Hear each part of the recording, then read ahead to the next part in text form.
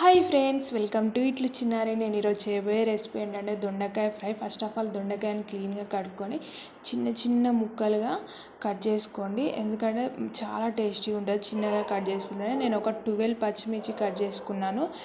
కొంచెం అంటే మరీ ఎక్కువగా లేవు, మీడియం కారంగా ఉంది. మీరు తగినంత కారం వేసుకోండి. ఆయిల్ ఎక్కువనే పడుతుంది. ఫ్రై అంటే మరీ వేంపకుండా హెల్త్కి మంచిగా ఉండేటట్టు ఉడికేలాగా చేస్తా చూడండి. ఆయిల్ వేసేసుకొని జీలకర్ర వేసాను. నేను తర్వాత పచ్చిమిర్చి కొంచెం ఆయిల్లో వేగాలి. ముందుగా నా ఛానల్ సబ్స్క్రైబ్ చేసుకోకపోతే చేసుకోండి. ఇదంతా మీడియం ఫ్లేమ్లోనే చేస్తున్నా. చూడండి, ఇలా వేగాక నేను ఇప్పుడు చిన్నగా కట్ చేసుకున్న దొండకాయ ముక్కలను అందులో వేసేసాను. చూడండి, వీడియోలో చూపించిన విధంగా కలుపుతూ ఉండాలి.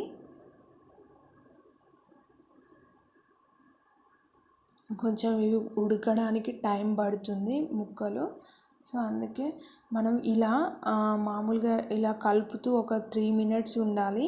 3 minutes తర్వాత కన్సిస్టెన్సీ అనేది ఇలా అయింది. పసుపు వేసాను ఆ ముక్కల్లోనే, ఒక స్పూన్లో హాఫ్ వరకు. తర్వాత మూత పెట్టేసి మళ్ళీ ఒక 2 minutesకి ఓపెన్ చేశాను, ఎందుకంటే అడుగంటుతుంది. మధ్య మధ్యలో చూస్తూ ఉండాలి. 2 minutesకి మళ్ళీ కలిపేసాను. చూడండి, ముక్క కొంచెం ఒక 50% వరకు ఉడికింది అన్నప్పుడు మనం సాల్ట్ వేసుకుంటే ఆ టేస్ట్ వేరేగా ఉంటుంది, చాలా చాలా టేస్టీగా ఉంటుంది.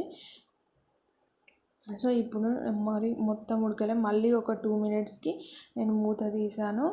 ఆల్మోస్ట్ ఒక 50% ఉడికింది.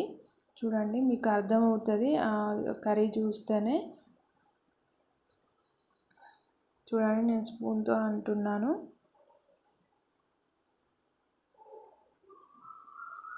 ఇప్పుడు నేను స్పూన్లో హాఫ్ వరకు సాల్ట్ వేసాను. మీరు తగినంత సాల్ట్ వేసేసుకోండి. సో ఒక 50% ఉడికాక సాల్ట్ వేసేసుకొని మళ్ళీ ఒక 2 minutes కలుపుతూ ఉండాలి. ఇదంతా మీడియం ఫ్లేమ్లోనే. సాల్ట్ వేసాక కూడా మామూలుగా కలుపుతూ ఉండాలి.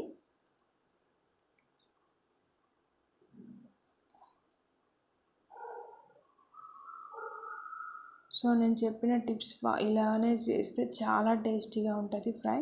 మళ్ళీ తర్వాత మూత పెట్టేసి ఒక 2 minutes ఉంచుతున్నాను. అలాగే చాలామంది వీడియోస్ చూస్తున్నారు కానీ సబ్స్క్రైబ్ చేసుకోలేదు. సబ్స్క్రైబ్ చేసుకోండి. మహా అయితే ఏముంది, మీ ఎంకరేజ్మెంట్ ఉందని ఉత్సాహంతో మరికొన్ని మంచి వీడియోస్ పెడతాను.